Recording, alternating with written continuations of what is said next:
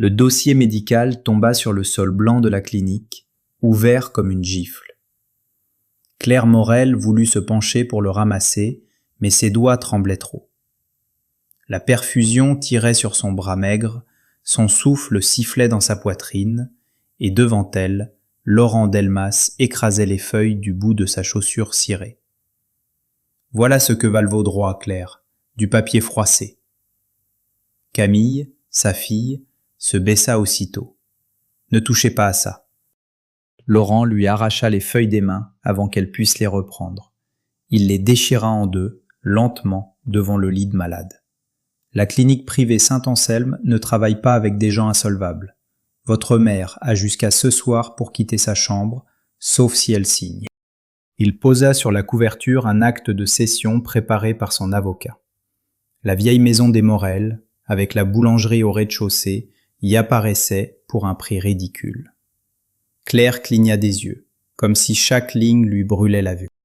Camille sentit la colère lui monter jusqu'à la gorge, mais elle ne pouvait pas crier. Pas ici, pas devant l'infirmière qui attendait dans le couloir avec un regard déjà embarrassé. Pas quand sa mère dépendait encore de cette perfusion.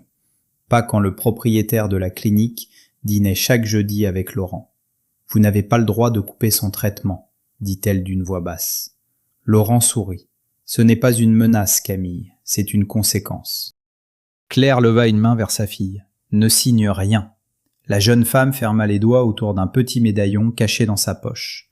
Un médaillon en argent, cabossé, où 2 lettres étaient gravées presque effacées. J et M. Sa mère le lui avait confié la veille, avec une phrase qui depuis lui déchirait la tête. « Si un jour quelqu'un revient avec ce nom, dis-lui que je ne l'ai jamais abandonné. » Laurent vit le geste, son sourire disparut. « Donne-moi ça. » Camille recula. « Non. » Il s'approcha d'elle, assez près pour que son parfum cher lui donne la nausée. « Tu as toujours eu le même défaut que ta mère. Tu t'attaches à des fantômes. Ton frère est parti depuis 15 ans. S'il avait voulu revenir, il l'aurait fait. » Claire ferma les yeux comme si on venait d'appuyer sur une plaie ouverte. Julien n'est pas parti. Le silence qui suivit fut brutal. Laurent se tourna lentement vers elle. « Pardon ?» Claire respira avec peine. Camille sentit que quelque chose allait céder. Quelque chose qu'on avait maintenu sous terre pendant trop longtemps. « Mon fils n'est pas parti », répéta Claire. « On me l'a pris. » Laurent la fixa une seconde. Puis il rit, doucement, sans joie. « La fièvre vous fait délirer. » Il prit le stylo posé sur la table de chevet et le plaça de force entre les doigts de Claire. « Signez, ou demain matin votre fille trouvera un lit vide et une facture qu'elle ne pourra jamais payer. » Camille attrapa le poignet de Laurent. « Lâchez-la !» Il la repoussa si violemment qu'elle heurta le chariot métallique. Un verre tomba, éclata au sol. L'infirmière entra, mais Laurent n'eut qu'à lever les yeux pour qu'elle s'arrête. « Sortez !» dit-il. Elle sortit. Ce fut à ce moment-là que la porte s'ouvrit une seconde fois. Un homme apparut sur le seuil. Grand, manteau sombre, visage fermé, regard clair, il ne ressemblait à personne du village, et pourtant, quelque chose dans sa façon de rester immobile fit perdre sa couleur au visage de Claire. Derrière lui, une femme en tailleur tenait un dossier noir marqué du sceau du groupe Beaumont. Laurent changea immédiatement d'expression. Il remit sa veste en place, effaça presque son sourire. « Monsieur Beaumont, je ne savais pas que vous étiez déjà arrivé en Normandie. » L'homme ne répondit pas tout de suite. Ses yeux s'étaient posés sur les feuilles déchirées au sol, puis sur le stylo coincé dans les doigts tremblants de Claire, puis sur Camille, qui se tenait droite malgré la douleur au flanc. « Adrien Beaumont, dit-il enfin, je suis ici pour l'audit du domaine Delmas. » Laurent eut un petit rire nerveux. Une scène familiale sans importance. Les gens modestes dramatisent toujours les questions administratives. Adrien baissa les yeux vers le médaillon qui dépassait de la poche de Camille. Son visage ne bougea presque pas, mais son regard se durcit. « Faites sortir Monsieur Delmas. » La femme en tailleur resta silencieuse, mais elle avança d'un pas. Laurent pâlit. « Pardon ? Vous m'avez entendu. Monsieur Beaumont, cette clinique travaille avec mon groupe. Vous n'avez pas à... » Adrien le coupa. Calme. Vous voulez vraiment que mon premier rapport à Victor Beaumont commence par une tentative de pression sur une patiente sous perfusion ? Le nom de Victor Beaumont tomba dans la chambre comme un marteau. Même Camille le connaissait. Tout le monde le connaissait. Le magnat de l'immobilier, l'homme qui possédait des hôtels, des cliniques, des immeubles entiers à Paris, Lyon et Genève. Celui qui avait adopté, disait-on, un enfant sans famille avant d'en faire son héritier.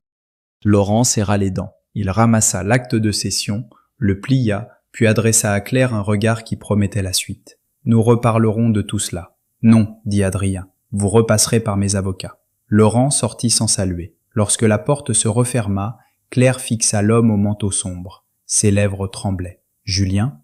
Camille sentit le monde vaciller. Adrien ne répondit pas. Il regardait Claire comme on regarde une maison brûlée dont on reconnaît encore la porte. « Je m'appelle Adrien Beaumont, » dit-il doucement. Claire secoua la tête, les yeux pleins de larmes. « Non, moi je t'appelais Julien. » La femme en tailleur, Hélène Marchand, directrice juridique du groupe Beaumont, s'approcha aussitôt. « Monsieur Beaumont, nous devons rester prudents. » Mais Adrien n'entendait déjà plus. Il n'était venu en Normandie que pour une opération froide, presque banale. Le groupe Beaumont envisageait d'entrer au capital du domaine Delmas, une entreprise familiale qui transformait d'anciens corps de ferme en résidences de luxe. Laurent Delmas se présentait comme un notable solide, généreux, président d'une fondation locale pour les enfants placés. Le genre d'homme que les photographes aimaient, costume impeccable, main sur le cœur, discours sur la transmission. Adrien avait appris à se méfier de ce genre d'homme. Victor Beaumont lui avait répété pendant des années « Les plus grands voleurs ne cassent pas les portes, ils les font ouvrir par des notaires. » Mais il ne s'attendait pas à trouver, dans une chambre de clinique, une femme mourante qui prononçait son ancien prénom. Ancien. Le mot lui-même lui fit mal. Il n'avait aucun souvenir clair d'avant ses 8 ans. Quelques images coupées, une odeur de pain chaud, une chanson fredonnée à côté d'un évier, une main qui l'essuyait après la pluie, un médaillon froid contre son cou. Puis une route mouillée, des phares, une voix d'homme disant « Ta mère ne viendra pas ». Après cela, le foyer, les nuits sans sommeil et enfin Victor Beaumont qui l'avait adopté comme on recueille un enfant tombé d'un train en marche. On lui avait raconté que sa mère l'avait abandonné, qu'elle avait signé, qu'elle avait choisi l'argent plutôt que lui. Il avait grandi avec cette phrase dans la poitrine. Claire tendit la main vers lui. « Tu as une cicatrice ? Ici. » Elle désigna son propre poignet. Adrien resta immobile. Sous la manche de sa chemise, il portait en effet une fine cicatrice blanche, souvenir d'un accident dont personne n'avait jamais su lui expliquer les détails. Camille le regarda, bouleversée. « Ma mère ne ment pas. » Hélène intervint, prudente. « Madame Morel est sous traitement. Monsieur Beaumont ne prendra aucune décision émotionnelle sans vérification. » Claire eut un faible sourire. « Vous avez raison, il ne faut croire personne sans preuve. » Elle chercha sous son oreiller avec des gestes maladroits. Camille voulut l'aider, mais Claire secoua la tête. Elle sortit une enveloppe jaunie, fermée par un morceau de ruban adhésif. Sur le papier, on lisait un prénom écrit à la main. Julien. Adrien fixa l'enveloppe. « Qu'est-ce que c'est ? » « Ce que j'ai gardé quand ils m'ont tout pris. »« Qui ils ?» Claire ouvrit la bouche, mais une douleur la plia en deux. La machine à côté du lit se mit à biper plus vite. Camille appela l'infirmière. Adrien recula d'un pas, comme frappé par une force invisible. L'enveloppe glissa des doigts de Claire. Elle tomba près de lui. Adrien la ramassa. À l'intérieur, il y avait une photo abîmée. Une femme jeune, Claire, souriait devant une boulangerie. À côté d'elle, un petit garçon d'environ 8 ans tenait un pain presque aussi grand que lui. Au cou de l'enfant pendait un médaillon en argent, le même que celui de Camille. Au dos, 3 mots. Julien, mon fils. La chambre devint étroite, irrespirable. Adrien sentit quelque chose craquer dans l'image qu'il avait construite de sa propre vie. Victor lui avait donné un nom, une éducation, une maison, une force. Mais avant Victor, il y avait cette femme, ce pain, ce médaillon, cette phrase, et peut-être un mensonge assez grand pour avaler 15 ans. Le médecin arriva, demanda à tout le monde de sortir. Camille refusa d'abord, puis suivit Adrien dans le couloir. Ses yeux étaient rouges, mais elle ne pleurait pas. « Vous pouvez la sauver ?» demanda-t-elle. La question était directe. Pas « Êtes-vous mon frère ?» Pas « que va-t-il se passer ?» Pas « pourquoi vous êtes là ?» Seulement sa mère. Adrien reconnut dans ce regard une forme de courage qu'il respectait. « Je vais payer la chambre et demander un second avis.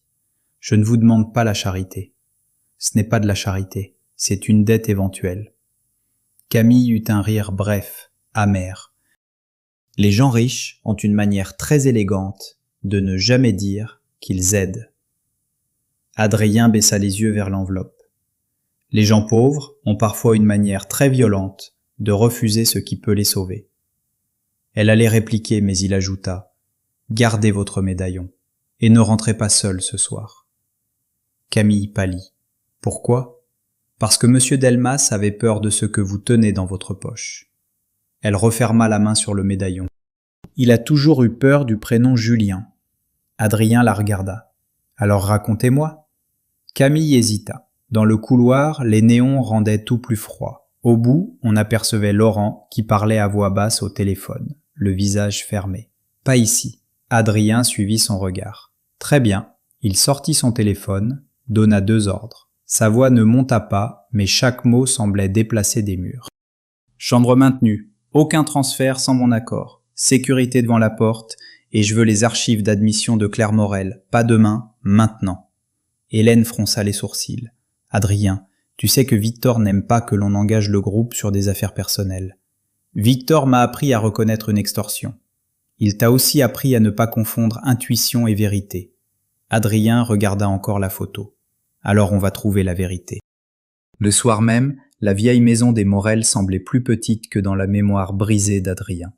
Elle se tenait au coin de la place du village, coincée entre une pharmacie et une agence immobilière récente.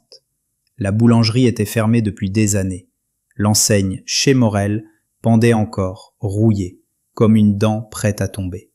Camille ouvrit la porte avec une clé usée. « Faites attention, la marche est cassée. » Adrien entra.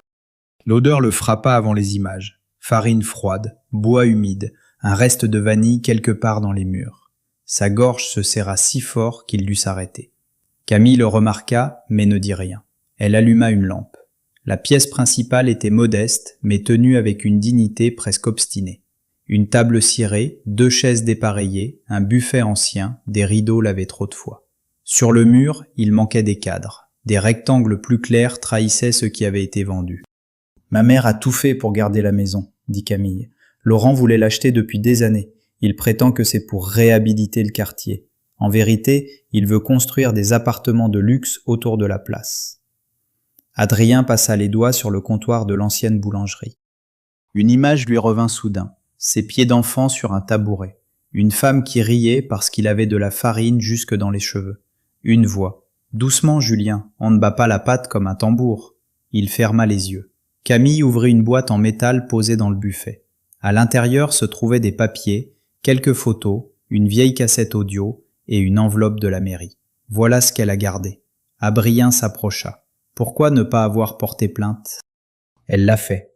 Camille sortit un document tamponné par la gendarmerie. Plainte classée. Disparition considérée comme départ volontaire avec abandon parental. Une signature au bas du papier. Laurent Delmas, témoin.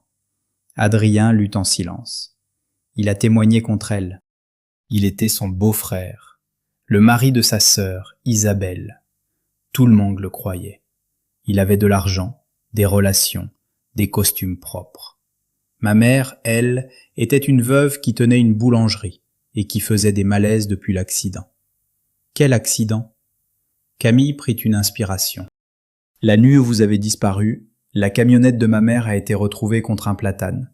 Elle disait que quelqu'un les avait suivis, qu'on vous avait sorti du véhicule pendant qu'elle perdait connaissance. Mais Laurent a affirmé qu'elle avait bu, qu'elle avait perdu la tête, qu'elle vous avait confié à des inconnus contre de l'argent. Après ça, plus personne ne l'a écouté. Adrien sentit son estomac se nouer. Et ton père? Je n'ai jamais connu mon père. Ma mère m'a eu plus tard d'une relation brève. Elle disait qu'elle avait voulu continuer à vivre, mais elle n'a jamais cessé de vous chercher. Le « vous » sonnait étrange entre eux, trop distant pour ce qu'ils venaient peut-être de découvrir, trop prudent pour ce qui pouvait encore s'effondrer. Adrien prit la cassette. Qu'est-ce qu'il y a dessus? Je ne sais pas. Ma mère refusait de l'écouter devant moi. Elle disait que c'était dangereux. « Tu as un lecteur ?» Camille hocha la tête. Elle monta chercher un vieux magnétophone. Pendant ce temps, Adrien observa la pièce. Sur une étagère, une photo d'un petit garçon avait été retournée face au mur. Il la prit avec précaution. C'était lui. Plus jeune. Il souriait avec 2 dents manquantes. Derrière lui, au coin de la photo, on distinguait une silhouette masculine floue, à moitié coupée. Un homme en manteau sombre. Pas Laurent. Plus grand. Plus raide. Adrien approcha la photo de la lumière. Camille redescendit. « Qu'est-ce que vous faites ? Qui est cet homme ?» Elle regarda. « Aucune idée. Je n'avais jamais remarqué. » Le magnétophone avala la cassette avec un clac sec. Camille appuya sur lecture. D'abord, il n'y eut qu'un souffle. Puis une voix de femme, plus jeune, paniquée, claire. « Laurent, rends-moi mon fils. Je signerai ce que tu veux, mais rends-moi Julien. » Un bruit de pas. Puis la voix de Laurent, reconnaissable malgré les années. « Tu ne comprends pas, Claire. Ce petit vaut plus que ta boulangerie. Certains hommes paient cher pour effacer un passé. » Camille porta une main à sa bouche. Adrien ne bougea plus. Sur la bande, Claire sanglotait. « Il a 8 ans, c'est mon enfant. » Laurent répondit, froid. « Plus maintenant. » Un choc coupa l'enregistrement. Puis plus rien. Le magnétophone continua à tourner dans le silence. Adrien sentit une rage ancienne, profonde, monter en lui. Pas une rage bruyante, quelque chose de plus dangereux, de plus net. Pendant 15 ans, il avait cru que sa mère l'avait vendu. Pendant 15 ans, Claire avait vécu dans le village qui l'accusait d'avoir vendu son fils. Et Laurent avait prospéré. Camille éteignit l'appareil. « C'est suffisant, non ? On peut aller à la police ?» Adrien regarda la cassette. « C'est un début. Un début ? On l'entend avouer. On l'entend parler. Il dira que c'est un montage, une plaisanterie, une bande sortie de son contexte. Et si on y va maintenant, il saura exactement ce qu'on possède. » Camille se leva brusquement. « Alors quoi ? On attend qu'il fasse expulser ma mère ? Qu'il brûle la maison ?» À peine avait-elle prononcé ces mots qu'un bruit de verre éclaté retentit dans la boutique. Une pierre venait de traverser la vitrine. Elle roula au sol, enveloppée dans une feuille de papier. Camille recula. Adrien ramassa la pierre. Sur la feuille, une phrase était écrite en grosses lettres. « Les fantômes doivent rester enterrés. » Puis une odeur âcre monta de la rue. Adrien se précipita vers la porte. Dehors, au pied de la façade, des flammes léchaient déjà un carton imbibé d'essence. Camille cria. Adrien arracha son manteau, étouffa le feu, puis appela les secours. Des voisins ouvrirent leurs volets. Certains regardaient sans descendre, d'autres murmuraient déjà. Encore des problèmes chez les Morel ? Cette pauvre Claire n'a jamais apporté que des ennuis. Camille entendit. Son visage se vida. Adrien se tourna vers les fenêtres allumées. « Fermez vos volets ou venez aider. » Sa voix porta dans toute la place. Un homme âgé descendit enfin avec un seau. Une femme de la pharmacie arriva avec un extincteur. Les flammes furent contenues avant d'atteindre les rideaux. Quand les gendarmes arrivèrent, Laurent était déjà là, en manteau de cachemire, faussement inquiet. « Mon Dieu, Camille, quel malheur! Tu vois ce qui arrive quand on garde une maison insalubre ? Cela aurait pu tuer quelqu'un. » Adrien se redressa lentement, les mains noircies par la suie. « Vous arrivez vite ?» Laurent eut un sourire poli. « J'habite près d'ici, à 12 kilomètres. » Le sourire se figea. « J'étais chez un ami. »« Bien sûr. » Le gendarme qui prenait les premières notes salua Laurent avec trop de familiarité. « Monsieur Delmas, vous avez vu quelque chose ?»« Malheureusement non, mais je crains que Camille ne se soit attiré des fréquentations compliquées. Depuis que sa mère délire sur le passé, » Camille s'avança. « C'est vous qui avez envoyé quelqu'un ? Ma pauvre enfant, tu es sous le choc. » Il posa une main sur son épaule. Elle la repoussa aussitôt. Le gendarme fronça les sourcils, mais envers elle, pas envers Laurent. Adrien s'interposa. « La pierre et le message partent en analyse. Je veux aussi les images des caméras de la pharmacie et de l'agence immobilière. » Le gendarme sembla agacé. « Et vous êtes ?» Le représentant légal du groupe Beaumont dans le dossier Delmas. Le ton changea immédiatement. « Bien sûr, nous allons voir ce qu'il est possible de faire. » Laurent regarda Adrien. Pour la première fois, Son masque de notable se fendit assez pour laisser passer la haine. Vous devriez être prudent, monsieur Beaumont. Les villages ont qu'une mémoire sélective. On croit y trouver des racines, on n'y remue parfois que de la boue. Adrien s'approcha de lui. J'ai grandi dans les salons où les hommes comme vous apprennent à sourire. Ne perdez pas votre temps à me faire peur. Laurent ne répondit pas. Il tourna les talons. Cette nuit-là, Adrien ne dormit pas. Il resta dans une chambre de l'hôtel du village, la photo de Julien Morel posée sur le bureau, la cassette enfermée dans le coffre, le médaillon de Camille, imprimé dans sa mémoire comme une brûlure. À Paris, Victor Beaumont répondit au téléphone à la 3e sonnerie. « Tu appelles tard, Adrien. J'ai besoin de savoir quelque chose. » Un silence. Sur quoi ? Sur mon adoption. L'autre silence fut plus long. Victor Beaumont n'était pas un homme qui hésitait. Il avait bâti son empire après la mort de sa femme, il négociait avec des ministres sans cligner des yeux, il renvoyait des présidents de filiales d'une phrase. Pourtant, à cet instant, Adrien entendit son souffle changer. « Qu'as-tu trouvé ?» Adrien ferma les yeux. « Mon prénom était Julien Morel. » Victor ne nia pas. Ce fut pire. « Tu le savais. Je savais ton prénom de naissance, oui. Et ma mère ?» On m'a remis un dossier. Il indiquait un abandon volontaire, une décision administrative, une mère instable. « Tu l'as crue morte ?» Non. Adrien sentit ses doigts se refermer autour du téléphone. « Pendant 15 ans, tu m'as laissé croire qu'elle m'avait abandonné. » La voix de Victor resta basse. « Je t'ai laissé croire ce que le dossier disait. Ce n'est pas une réponse. Non, c'est une faute. » Adrien ouvrit les yeux. La colère qu'il ressentait pour Laurent se mélangea soudain à quelque chose de plus douloureux. Pourquoi ? Victor prit son temps. Quand il parla, sa voix avait perdu sa dureté habituelle. Parce que lorsque je t'ai rencontré, tu ne parlais plus. Tu faisais des cauchemars toutes les nuits. Tu t'accrochais à une médaille invisible en répétant un prénom que personne ne comprenait. Les services sociaux m'ont dit que remuer le passé pouvait te détruire. J'ai accepté cette explication parce qu'elle m'arrangeait. Je voulais être ton père. Je n'ai pas cherché assez loin.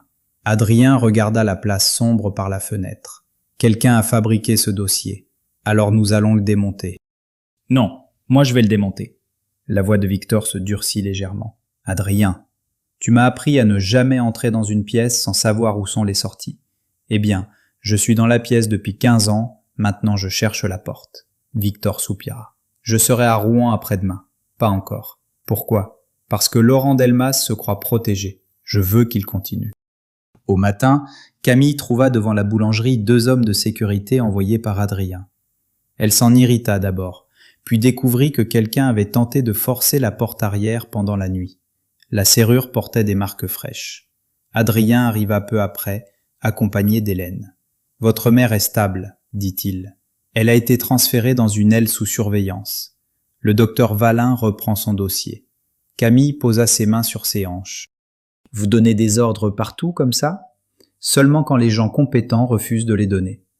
Et quand on ne veut pas de votre argent ?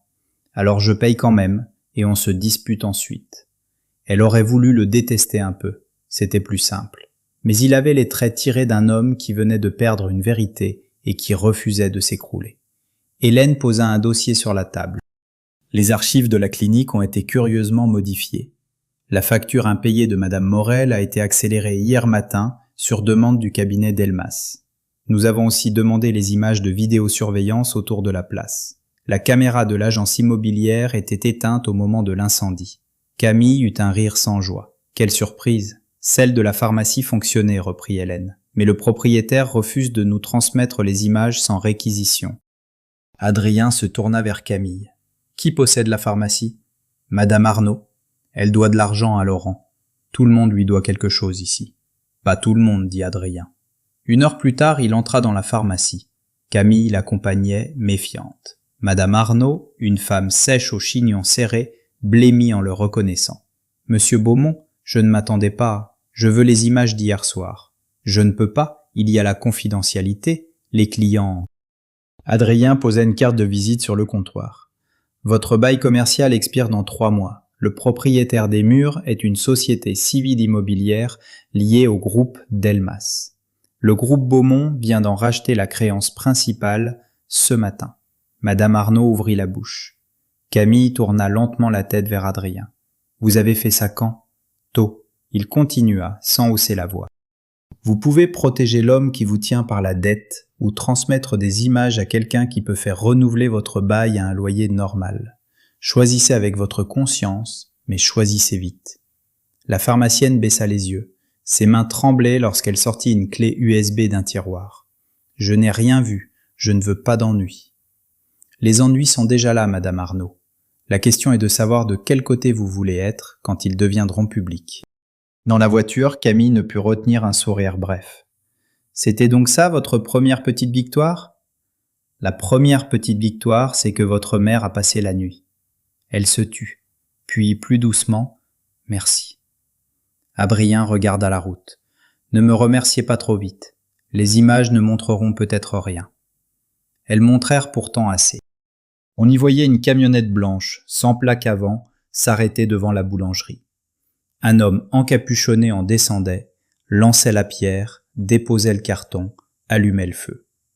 Avant de remonter, il regardait vers la place. L'image était floue, mais sur son poignet brillait une gourmette épaisse. Camille inspira brusquement. « Je le connais. » Adrien m'y pose. « Qui ?» « Yann Le Goff. Il travaille parfois pour Laurent. Officiellement, il fait de la manutention sur les chantiers. Officieusement, il intimide les locataires qui refusent de partir. Où le trouver ? Dans un bar près du port, à Honfleur, mais il ne parlera jamais. » Adrien remit la vidéo. « Tout le monde parle. Il suffit de trouver à qui il a le plus peur de mentir. » Yann Le Goff parla le soir même. Pas devant les gendarmes. Devant Hélène, 2 avocats du groupe Beaumont et Adrien assis en face de lui dans l'arrière-salle d'un restaurant fermé. On ne l'avait pas menacé. On lui avait simplement montré la vidéo, puis la liste de ses condamnations avec sursis, puis l'article de loi qui l'enverrait en prison s'il avait mis le feu à une maison occupée. Au début, Yann nia, puis son regard tomba sur Adrien, qui n'avait pas dit un mot depuis 10 minutes. « Vous êtes qui exactement ?» Adrien posa la photo du petit garçon sur la table. « Quelqu'un que Laurent Delmas aurait préféré laisser mort. » Yann pâlit. « Je ne sais rien de ça. »« De quoi ?» Le piège était simple. Yann comprit trop tard. Il passa une main sur son visage. « Delmas m'a juste dit de faire peur à la fille, pas de blesser quelqu'un. Et il vous a demandé autre chose ? » « Non. » Adrien fit signe à Hélène, qui rangea le dossier. « Alors nous transmettons tout au procureur. »« Attendez. » Yann regarda la porte, puis baissa la voix. « Il y a un vieux garage derrière l'ancien moulin. Delmas y garde des papiers qu'il ne veut pas mettre à son bureau. Je le sais parce que j'ai changé la serrure l'année dernière. »« Quel papier ? » ?»« Aucune idée. Mais il m'a dit une fois que si le petit Morel revenait un jour, tout devait disparaître. » Adrien sentit le nom traverser la pièce. Le petit Morel. Hélène se pencha vers lui. « On ne peut pas entrer sans autorisation. »« Je n'ai pas l'intention d'entrer, » dit Adrien. Il appela Victor. Le lendemain, un huissier mandaté par le groupe Beaumont se présenta au garage avec une ordonnance obtenue en urgence au motif que des documents liés à une transaction en cours avec le domaine Delmas risquaient d'être détruits. Laurent arriva 15 minutes plus tard, furieux, accompagné de son avocat. « C'est une violation manifeste de mes droits. » Adrien se tenait devant le portail, main dans les poches. « Vous avez beaucoup de choses à cacher pour un homme aussi transparent. Vous vous trompez d'ennemi, Beaumont. Je n'ai pas encore décidé si vous étiez un ennemi ou simplement un lâche. » Laurent s'approcha, le visage rouge. « Vous croyez que l'argent de votre père vous autorise à salir les familles respectables ?» Adrien le regarda dans les yeux. « Je crois que le nom de mon père adoptif vous empêche seulement de faire disparaître les preuves aussi vite que d'habitude. » Laurent se figea à peine, mais assez. L'huissier ressortit avec plusieurs cartons. Hélène les fit charger dans une voiture. Rien ne serait ouvert sans procédure. Tout serait listé. Mais au moment où l'un des cartons passa devant lui, Adrien aperçut une inscription sur un vieux dossier cartonné. « Aide sociale à l'enfance, Julien Morel. » Il tendit la main. Hélène l'arrêta. « Pas ici. » Laurent les observait. « Vous ne trouverez rien, dit-il. Les morts ne signent pas de déclaration. » Adrien tourna vers lui un regard glacé. « Justement, ma mère est vivante. Pendant une seconde, Laurent ne respira plus. Cette seconde suffisait. Les jours suivants, tout s'accéléra. Claire reprit assez de force pour parler quelques minutes par jour. Adrien venait la voir, sans savoir comment se tenir près de son lit. Il avait affronté des conseils d'administration, des journalistes hostiles, des héritiers ivres de vengeance. Mais cette femme malade, avec ses mains transparentes et ses yeux pleins d'un amour qu'il ne savait pas recevoir, le désarmait. « Tu avais peur du noir, lui dit-elle un après-midi. Tu cachais une lampe de poche sous ton oreiller. Tu disais que si les monstres entraient, tu leur montrerais le chemin de la sortie. » Adrien détourna la tête. « Je ne m'en souviens pas. Ce n'est pas grave. Moi, je m'en souviens pour 2. Il serra les mâchoires. Pourquoi Laurent aurait fait ça? Claire ferma les yeux. Ton père biologique, Mathieu, est mort quand tu avais 3 ans. Il avait hérité d'une part dans les terrains autour de la place. Sa sœur Isabelle, la femme de Laurent, voulait vendre. Moi, je refusais. Tout devait te revenir à ta majorité. Laurent avait besoin de ta disparition pour faire annuler certaines protections. Mais il y avait autre chose. Quoi? Quelques semaines avant l'accident, j'ai surpris Laurent avec un homme de Paris. Je n'ai jamais su son nom. Il disait qu'un enfant sans famille claire pouvait devenir une solution pour quelqu'un de puissant. Adrien pensa à Victor, puis rejeta aussitôt l'idée. Victor n'avait pas acheté un enfant, il en était certain. Mais quelqu'un avait peut-être utilisé le système, fabriqué un dossier, effacé Claire pour créer l'orphelin parfait. Tu as vu cet homme? Claire hocha faiblement la tête. Je pourrais le reconnaître. Adrien sortit la photo trouvée dans la boulangerie, celle où une silhouette apparaissait à moitié. Lui, Claire la prit. Sa main se mit à trembler. Oui. Qui est-ce? Je ne connais pas son nom, mais je l'ai revu des années plus tard, à la télévision. Il était à côté de Victor Beaumont lors d'un gala. Le monde se rétrécit autour d'Adrien. Tu es sûr? Oui. Il reprit la photo, le cœur battant trop lentement. C'était donc là le twist qui menaçait tout. Pas Victor, mais quelqu'un de son entourage. Quelqu'un qui avait pu faciliter l'adoption. Quelqu'un qui savait où l'enfant avait été envoyé. Hélène, à qui il montra la photo, pâlit aussitôt. C'est Antoine Ravel. Qui? L'ancien directeur de la Fondation Beaumont pour l'enfance. Il est mort il y a 2 ans. Adrien resta silencieux. Il gérait les dossiers d'adoption? Entre autres. Et il connaissait Laurent Delmas? Hélène ne répondit pas. Elle n'en savait rien. Mais son silence suffisait. Ce soir-là, Camille trouva Adrien devant la boulangerie, sous l'enseigne rouillée. Il regardait la place comme si elle contenait les ruines de plusieurs vies. « Ma mère a demandé après vous, » dit-elle. « Elle devrait se reposer. Elle se repose mieux quand elle sait que vous n'êtes pas en train de vous détruire tout seul. » Il esquissa un sourire sans joie. « Elle a déjà repris son rôle de mère, alors ?» Camille s'approcha. « Vous lui en voulez ?» La question le frappa. « Je lui ai en voulu pendant 15 ans pour quelque chose qu'elle n'avait pas fait. » Ce n'est pas votre faute. C'est pratique cette phrase, elle ne répare rien. Non, mais elle empêche parfois de se punir à la place des coupables. Il la regarda. Dans la lumière de la place, elle avait le même entêtement que Claire, mais une fatigue plus jeune, plus nerveuse. Elle aussi avait payé la disparition de Julien. Elle avait grandi avec une mère qu'on traitait de folle, dans une maison que tout le monde voulait prendre. « Tu as quel âge ?» demanda-t-il. « 22 ans. » Il hocha lentement la tête. Tu avais 7 ans quand moi j'ai disparu, depuis déjà 8 ans. Ma mère me parlait de vous comme si vous alliez rentrer pour le dîner. Quand j'étais petite, je mettais parfois une assiette de plus. Je croyais que ça l'aiderait à sourire. Adrien sentit une douleur imprévue. Je suis désolé. Revenez pour de vrai alors. Pas comme un homme riche qui règle des factures et repart dans sa voiture noire. Revenez comme quelqu'un qui veut savoir. Avant qu'il réponde, une voiture s'arrêta devant eux. Laurent descendit. Il n'était pas seul. À son bras se tenait Isabelle Delmas, sa femme, la sœur de Claire. Élégante, froide, le visage tiré par des années de silence confortable. Camille se raidit. « Qu'est-ce que vous voulez ?» Isabelle ne regarda pas sa nièce. Ses yeux étaient fixés sur Adrien. « Je voulais voir le miracle de mes propres yeux. » Adrien ne dit rien. Elle s'approcha. Ses lèvres tremblèrent légèrement. « Tu ressembles à ton père. » Laurent lui lança un regard furieux. « Isabelle !» Elle baissa aussitôt les yeux. Ce geste en disait long. Adrien le remarqua. « Vous saviez ?» Isabelle avala sa salive. Je savais que Claire ne mentait pas. Camille eut un mouvement vers elle. Et vous l'avez laissée seule? Tu ne comprends pas. Alors expliquez. Laurent attrapa le bras de sa femme. Nous n'avons rien à expliquer à des gens qui veulent salir notre nom. Viens. Mais Isabelle, pour la première fois peut-être depuis des années, résista. Il m'avait dit que Julien serait placé dans une bonne famille, qu'il serait loin d'ici, que Claire finirait par accepter. Camille recula comme si sa tante l'avait frappé. Adrien sentit sa voix devenir très calme. Vous venez d'avouer que Laurent savait où j'étais.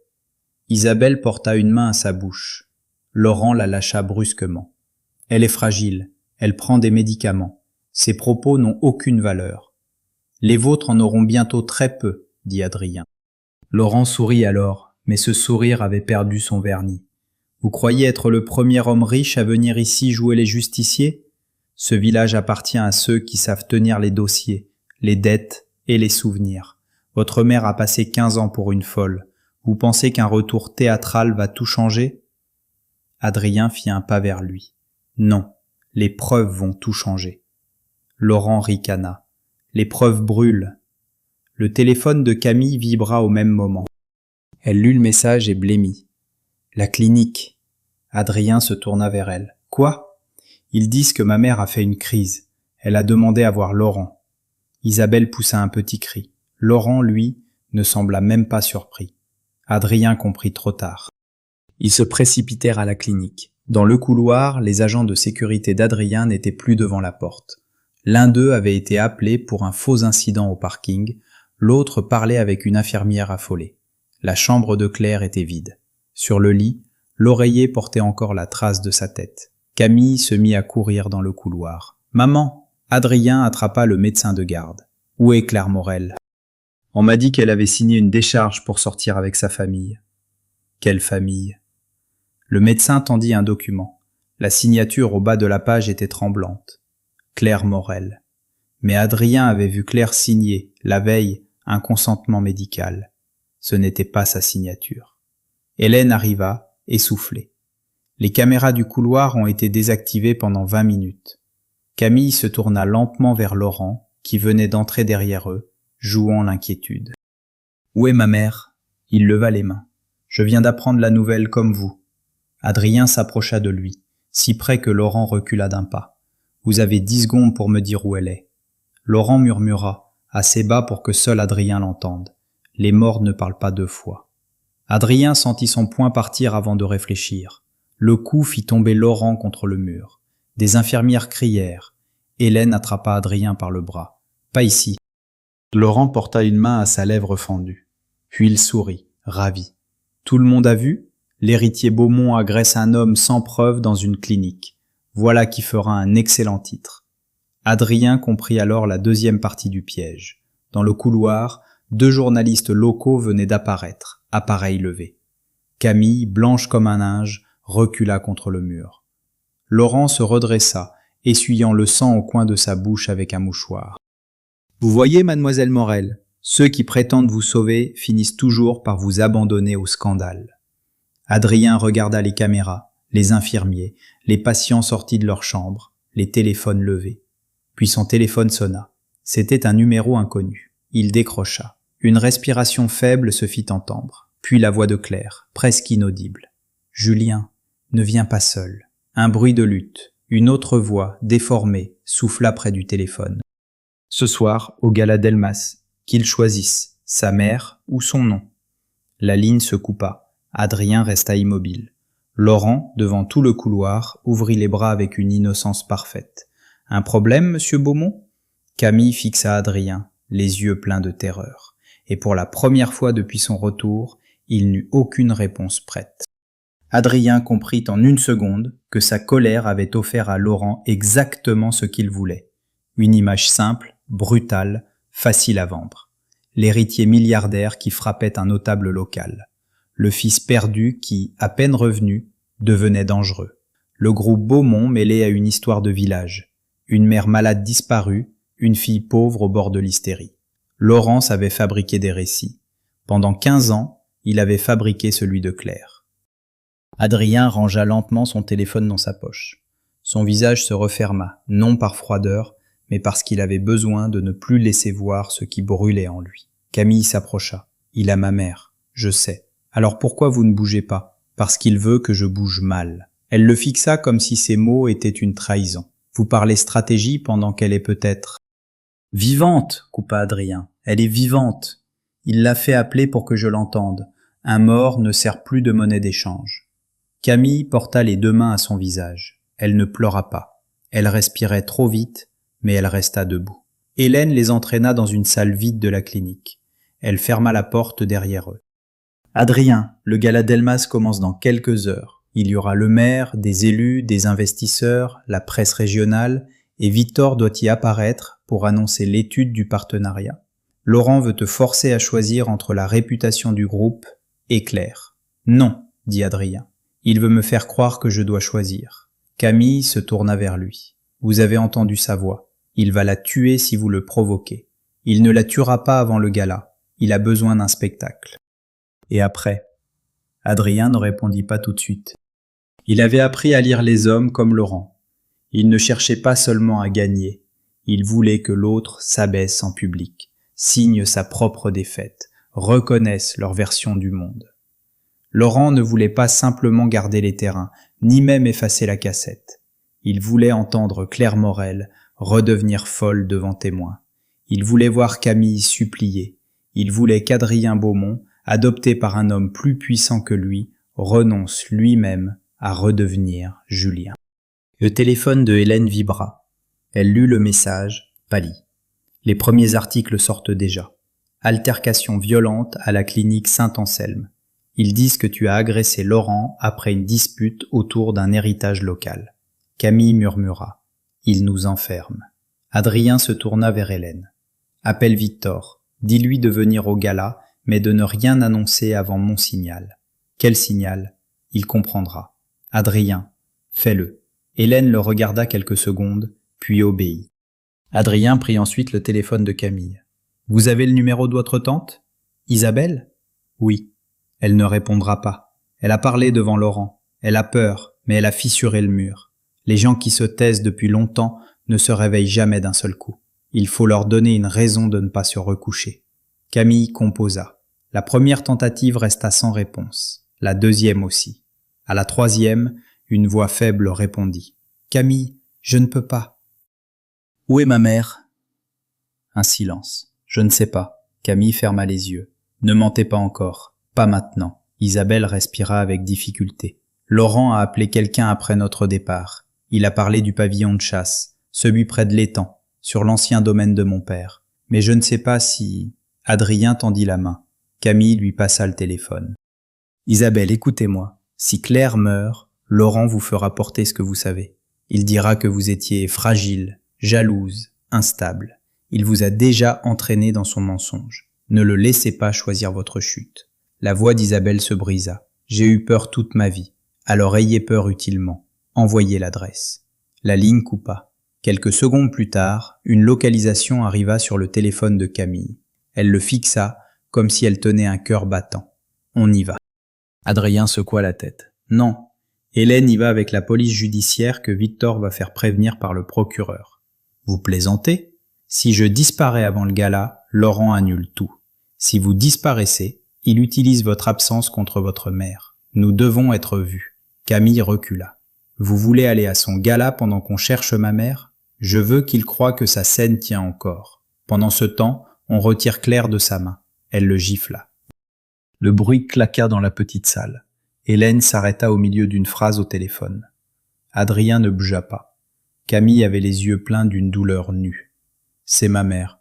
Pas une pièce sur votre échiquier. » Adrien encaissa la phrase plus durement que la gifle. « C'est aussi la mienne. » Ce fut la première fois qu'il le disait. Camille se figea. Il reprit plus bas. « Et justement parce que c'est ma mère, je refuse de lui offrir une mort héroïque dans une cabane pendant que Laurent se présente en victime devant 200 personnes. On va la récupérer. Mais on va aussi lui rendre son nom. » Camille baissa la main. Ses doigts tremblaient. « S'il lui arrive quelque chose, alors je ne me le pardonnerai jamais. Ça ne me suffit pas. À moi non plus. » Ils quittèrent la clinique par une sortie arrière, pour éviter les journalistes. Dans la voiture, Personne ne parla. La Normandie défilait derrière les vitres. Haies noires, champs lavés de pluie, maisons aux volets clos. Adrien envoyait des messages, recevait des confirmations, lisait, relisait. Camille gardait les yeux fixés sur son médaillon qu'elle avait posé dans sa paume comme une prière. Au bout d'un moment, il dit « Quand j'étais petit, je croyais que ma mère m'avait laissé partir. » Camille ne répondit pas. « J'ai haï une femme qui, pendant ce temps, se faisait haïr par tout un village pour m'avoir perdu. » Elle tourna enfin la tête vers lui. « Elle ne vous demandera pas d'être parfait. Elle vous demandera juste de rester. » Adrien regarda la route. « Je ne sais pas encore comment on reste. On commence par revenir le lendemain. » Cette phrase simple entra en lui plus profondément que tous les discours. À la maison Morel, Hélène les attendait avec un sac contenant des copies. Les cartons saisis dans le garage avaient parlé plus vite que prévu. Un ancien dossier d'aide sociale à l'enfance portait plusieurs signatures falsifiées. Une lettre attribuée à Claire déclarait qu'elle renonçait à son fils. Mais l'expertise rapide demandée par Hélène montrait une incohérence. Le papier utilisé n'était entré en circulation que plusieurs mois après la disparition de Julien. Une autre feuille, plus ancienne, reliait Laurent Delmas à Antoine Ravel par une facture de conseil déguisée, payée 2 jours avant l'accident. « Ce n'est pas encore un jugement, dit Hélène, mais c'est assez pour démolir sa version en public. » Adrien prit le dossier. « Et Claire ?» Hélène baissa la voix. « L'équipe est en route vers le pavillon. Victor a appelé le procureur lui-même. Nous aurons une intervention, mais il faut du temps. » Camille ferma les poings. « Je viens avec vous au gala. »« Non, dit Adrien. »« Si, il va parler de ma mère, il va salir mon nom. Il va peut-être essayer de me faire signer quelque chose. Si je ne suis pas là, il gagne une partie du récit. » Adrien voulait refuser. Puis il reconnut dans son visage la même chose que chez Claire, cette dignité qui avait survécu sans protection. « D'accord, mais vous ne vous éloignez pas de moi. Je ne vous obéis pas. Ce soir, faites semblant. » Elle eut presque un sourire. Le gala Delmas se tenait dans l'ancienne abbaye, transformée en salle de réception par le groupe de Laurent. Des projecteurs dorés illuminaient les pierres, les nappes blanches brillaient sous les lustres, des violons jouaient près d'une arche décorée de fleurs. Sur un grand panneau, on lisait que la fondation Delmas œuvrait pour les enfants abandonnés. Adrien s'arrêta devant ces mots. Camille les lut aussi. Son visage se durcit. Il a vraiment osé. Les hommes comme lui osent surtout ce qui devrait les faire trembler. À peine entrés, ils sentirent les regards se tourner. Les murmures couraient déjà d'un groupe à l'autre. On avait vu la vidéo du couloir de la clinique. On avait entendu parler d'une mère instable, d'un héritier violent, d'une fille qui manipulait l'histoire d'un enfant disparu pour sauver une maison sans valeur. Laurent avait travaillé vite. Il apparut près de l'estrade, impeccable, la lèvre légèrement marquée par le coup d'Adrien. Il n'avait pas caché la blessure. Au contraire, elle lui servait d'auréole. À son côté, Isabelle portait une robe sombre. Elle semblait absente, les doigts crispés sur son verre. Laurent prit le micro avant même le dîner. « Mes amis, pardonnez-moi de troubler cette soirée consacrée à une cause qui nous dépasse tous. Mais certains événements récents m'obligent à parler avec transparence. » Des conversations s'éteignirent. Camille sentit Adrien se tendre à côté d'elle. Laurent poursuivit. « Depuis quelques jours, ma famille et moi faisons l'objet d'attaques odieuses. Une femme malade, Claire Morel, que nous avons pourtant aidée pendant des années, a été poussée à raviver une vieille tragédie. Un enfant perdu, une adoption, une blessure intime. Tout cela est utilisé pour salir mon nom et fragiliser les projets économiques de notre région. » Un murmure approbateur parcourut la salle. Le maire baissa les yeux. Des investisseurs hochèrent gravement la tête. Laurent tendit la main vers Camille. « Mademoiselle Morel est ici, je ne lui en veux pas. La détresse rend les gens injustes. Mais je lui demande, ce soir, devant ceux qu'elle a inquiétés, de mettre fin à cette mascarade. » Camille ne bougea pas. Laurent fit signe à un avocat qui monta sur l'estrade avec un document. Voici une déclaration signée par Claire Morel, il y a 15 ans, reconnaissant qu'elle confiait son fils à une institution parce qu'elle n'était plus capable de l'élever. Voici la vérité administrative. Pas les rumeurs, pas les fantasmes, les faits. Une onde glacée traversa Camille. Adrien, lui, resta parfaitement immobile. Laurent reprit. Je demande donc à Camille Morel de présenter des excuses publiques à ma famille, à mon épouse, à nos partenaires, et de renoncer aux accusations qu'elle diffuse. En échange, je m'engage à maintenir une aide financière pour sa mère. Il descendit de l'estrade et s'approcha d'elle, micro en main. Camille, tu n'as jamais eu à porter seule la honte de ta mère. Ne confonds pas notre patience avec de la faiblesse. Excuse-toi et nous oublierons. Un silence lourd tomba. Camille sentit toutes les têtes tournées vers elle. On attendait qu'elle baisse les yeux, qu'elle cède, qu'elle soit la fille pauvre qui remercie le notable de ne pas l'écraser tout à fait. Elle prit le micro que Laurent lui tendait. Sa main tremblait, mais sa voix sortit claire. « Je ne m'excuserai pas d'avoir cru ma mère. » Des chuchotements indignés s'élevèrent. Laurent sourit tristement, comme un homme qui venait de tendre la main à une ingrate. « Alors tu refuses aussi mon aide ? Votre aide a toujours eu le goût d'une corde. » Le sourire de Laurent disparut. « Fais attention. » Elle approcha le micro de ses lèvres. « Non, ce soir, c'est vous qui allez faire attention. » La salle réagit aussitôt. Certains se levèrent à moitié.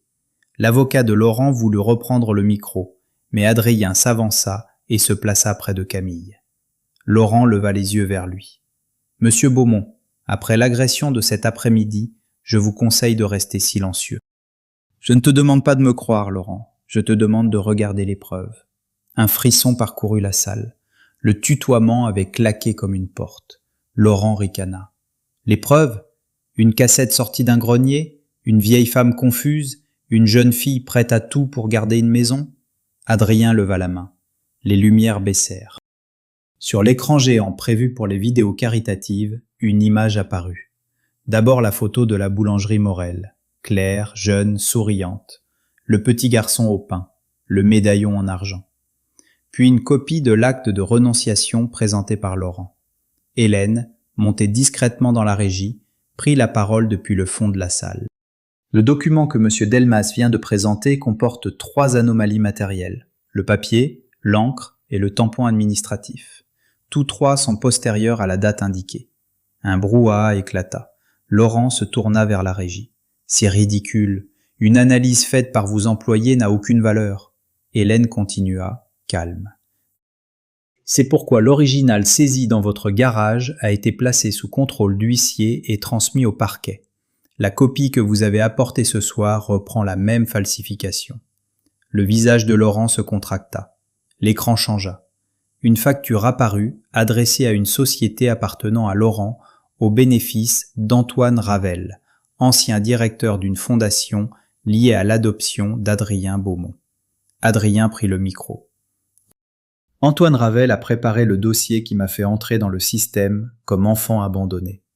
Laurent Delmas l'a payé 2 jours avant l'accident de ma mère. » La salle se mit à bruisser comme une ruche. Le maire se leva. « Monsieur Delmas, qu'est-ce que cela signifie ?» Laurent éclata d'un rire sec. « Cela signifie que le groupe Beaumont veut détruire un concurrent régional. Une facture ne prouve rien. Un enfant adopté ne devient pas un juge parce qu'il découvre une vieille photo. » Adrien le regarda. « Tu as raison, une facture ne suffit pas. » Il fit signe une seconde fois. Alors la voix de Claire emplit la salle. « Laurent, rends-moi mon fils. Je signerai ce que tu veux, mais rends-moi Julien. » Un silence de pierre tomba.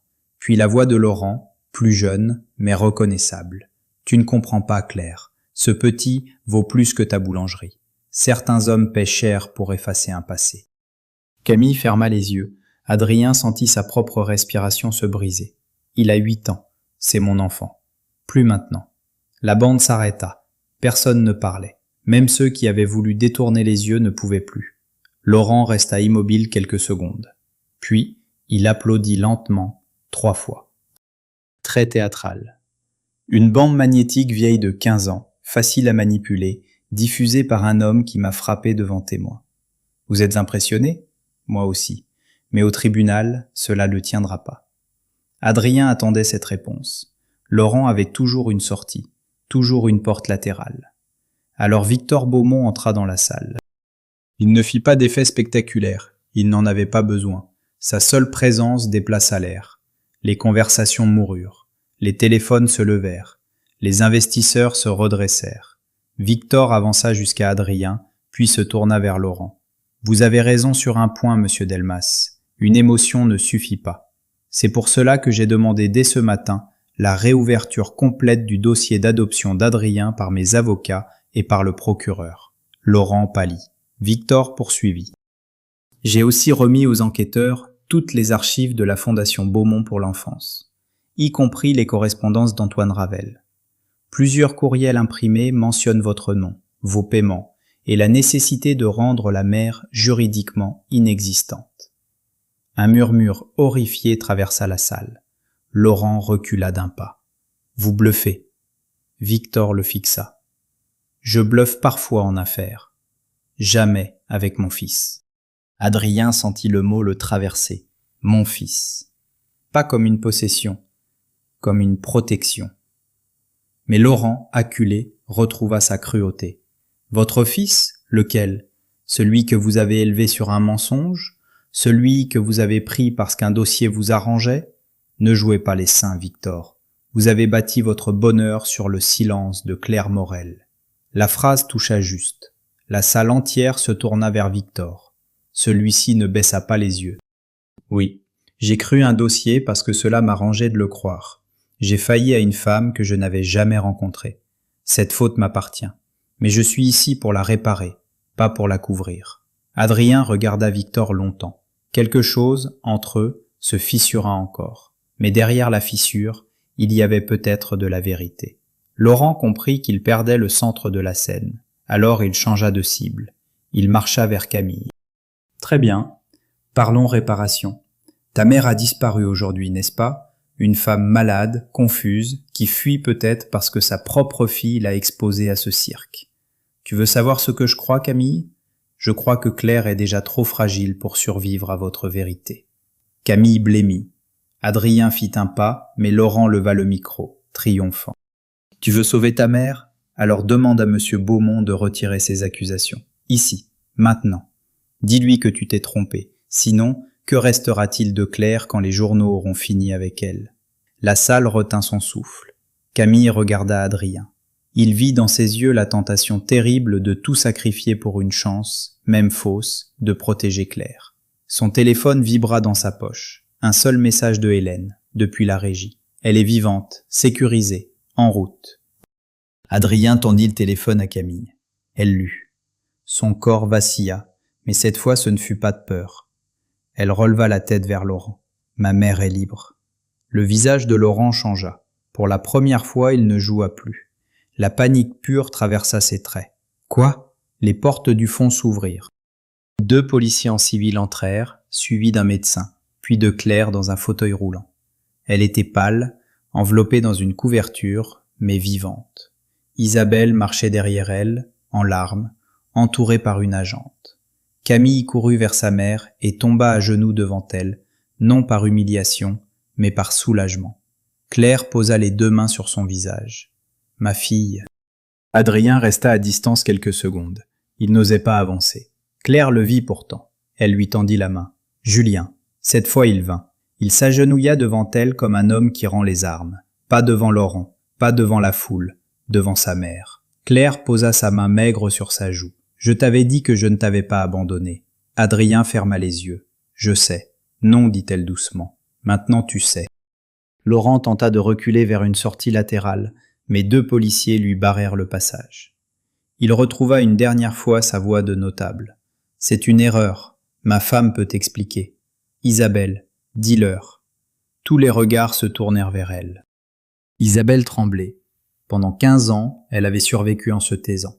Elle avait choisi le confort contre sa sœur, la peur contre la vérité, le mariage contre un enfant.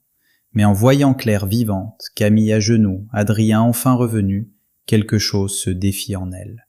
Non, Laurent. Il la fixa, stupéfait. Pardon? Isabelle avança jusqu'au micro tombé sur une table.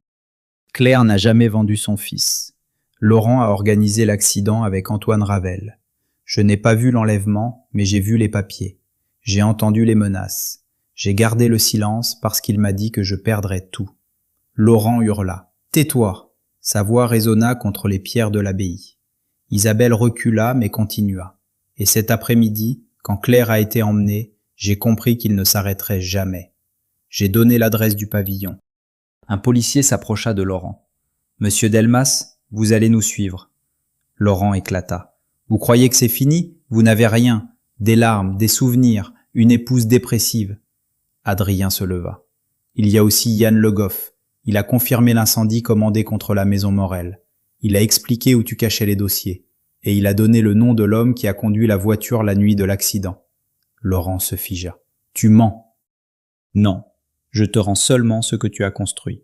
Une pièce sans sortie. » Les policiers lui passèrent les menottes. La salle était muette. Certains invités détournaient le regard, honteux d'avoir applaudi Laurent quelques minutes plus tôt. D'autres filmaient encore, mais plus avec la même avidité. Ils savaient qu'ils venaient d'assister à la chute d'un homme dont tout le pouvoir reposait sur l'apparence. Camille se releva, essuya ses larmes et marcha jusqu'à Laurent. Il voulut sourire, même menotter. « Tu crois avoir gagné? Ta mère restera malade, ta maison restera vieille, et lui, il repartira à Paris. » Camille le regarda sans haine. C'était pire pour lui. « Vous m'avez demandé de m'excuser devant tout le monde. » Elle prit le micro. « Alors je vais le faire. Je suis désolé, monsieur Delmas. Désolé d'avoir eu peur de vous aussi longtemps. Désolé d'avoir confondu votre argent avec de la force. Désolé que ma mère ait dû attendre 15 ans pour que des gens bien habillés découvrent ce qu'elle criait déjà quand personne ne voulait l'entendre. » Les invités baissèrent les yeux. « Mais je ne suis pas désolé de vous voir partir. » Un murmure monta, différent cette fois. Pas de scandale, de justice. Laurent fut emmené entre les policiers. En passant devant Claire, il s'arrêta une dernière seconde. « Tu as détruit ma vie. » Claire leva vers lui un regard fatigué, mais clair. « Non, Laurent, j'ai survécu à la tienne. » Il n'eut aucune réponse. Après son départ, Victor monta sur l'estrade. Il ne chercha pas à sauver la soirée. Il ne parla pas de partenariat, ni d'investissement, ni de promesses économiques. Le groupe Beaumont se retire de tout projet avec le domaine Delmas jusqu'à la fin de l'enquête. Les fonds prévus pour cette opération seront placés dans une structure indépendante pour protéger les victimes des expulsions abusives menées par ce groupe. La maison Morel ne sera pas vendue. Sa dette médicale est annulée, non par charité, mais parce qu'elle résulte d'une pression illégitime. Claire voulut protester, mais Camille posa une main sur son épaule. Victor se tourna vers elle. « Madame Morel, je vous dois plus que cela, mais je commencerai par ne pas parler à votre place. » Claire inclina légèrement la tête.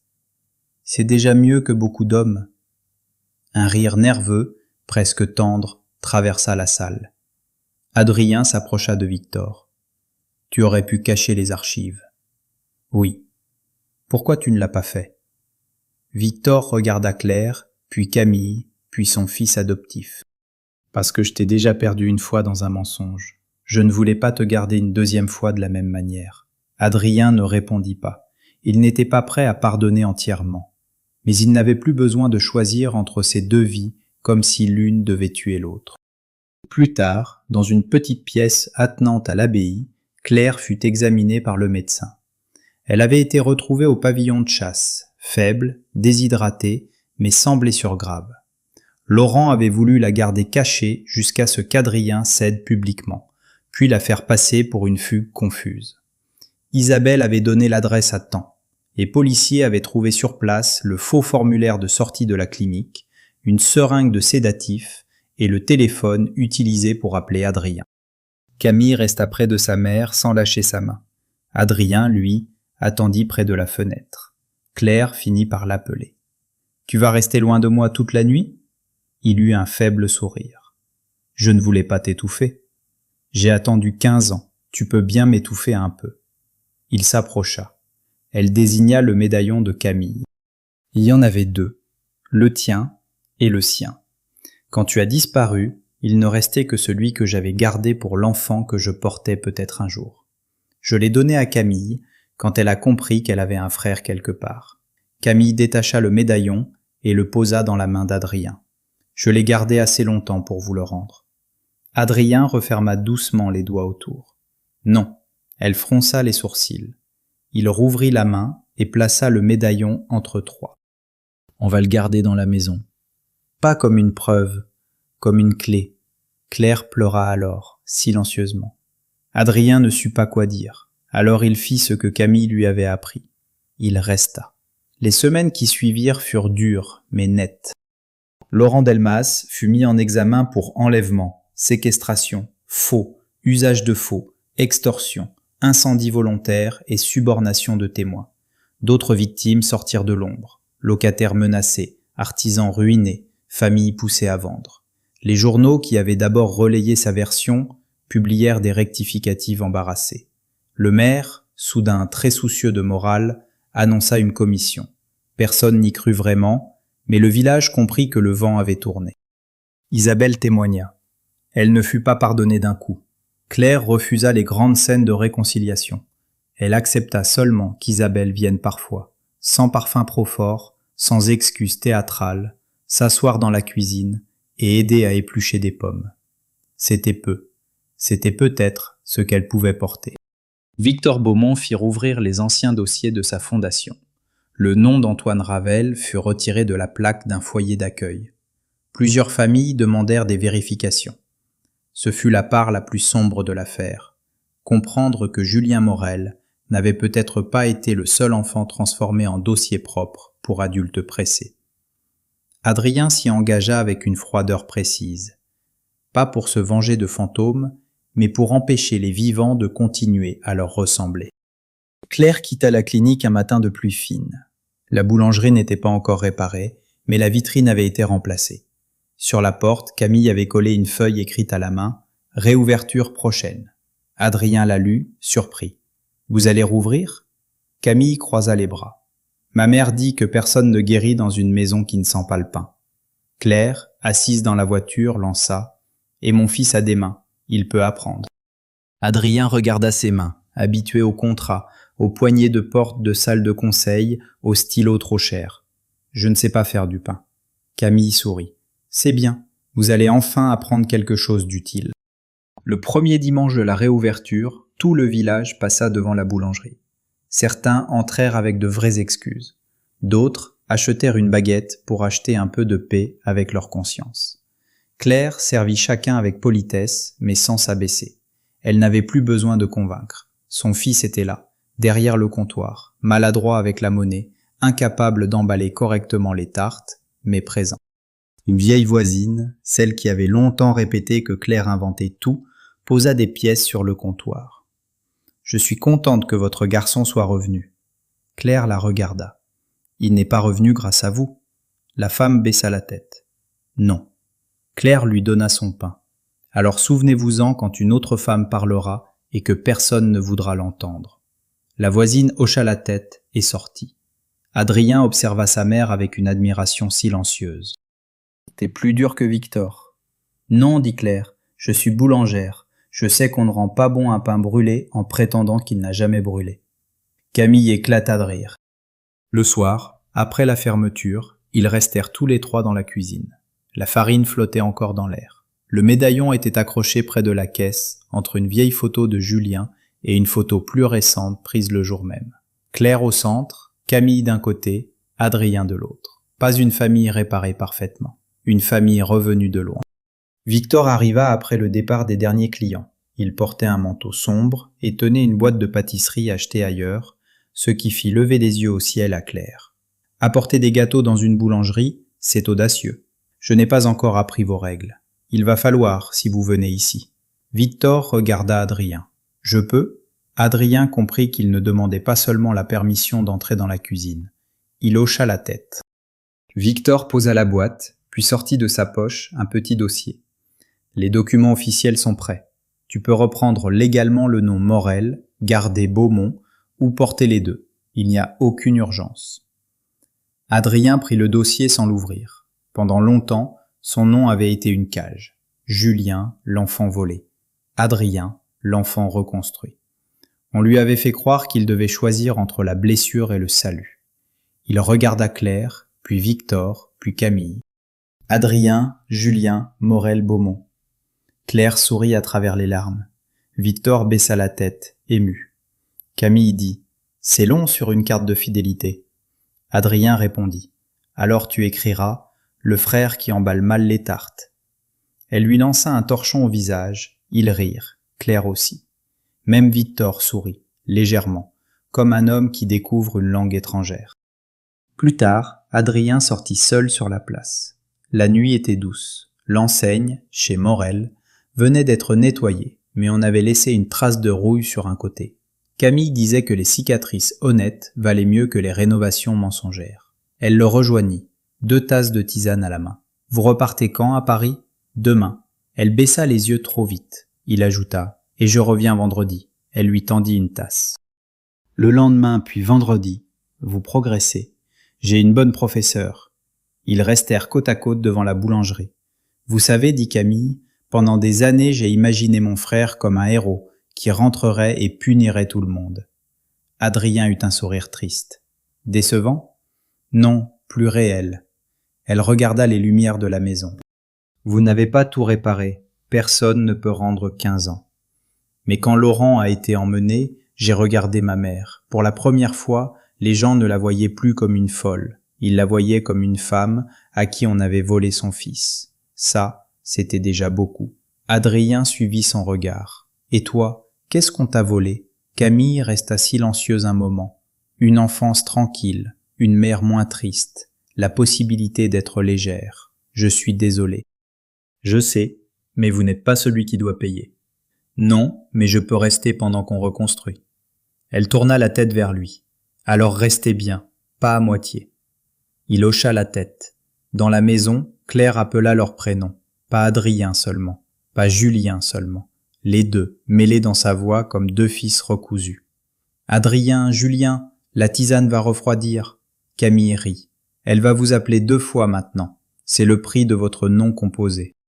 Adrien regarda une dernière fois la place, la clinique au loin, les fenêtres qui autrefois s'étaient fermées, l'abbaye où Laurent avait chuté, la boulangerie où tout recommençait sans effacer rien. 15 ans plus tôt, on avait arraché un enfant à sa mère pour transformer un crime en dossier administratif. On avait donné à cet enfant un autre nom, une autre maison, une autre vie. On avait cru que la vérité, enterrée sous des signatures, des notaires, des réputations et de l'argent, finirait par se fatiguer. Mais la vérité n'était pas morte. Elle avait attendu dans une cassette, dans un médaillon, dans la mémoire d'une femme que personne ne voulait croire. Elle avait attendu dans la colère d'une sœur, dans la honte d'une épouse, dans les archives d'un père adoptif qui avait enfin choisi d'ouvrir les tiroirs. Elle avait attendu le retour d'un homme qui ne savait plus s'il était l'enfant perdu ou l'héritier puissant. Ce soir-là, Adrien comprit qu'il était les deux. Et pour la première fois depuis 15 ans, quand il poussa la porte de la boulangerie et trouva Claire et Camille à l'intérieur, il ne se sentit pas recueilli, déplacé, adopté par hasard ou sauvé par erreur. Il se sentit attendu.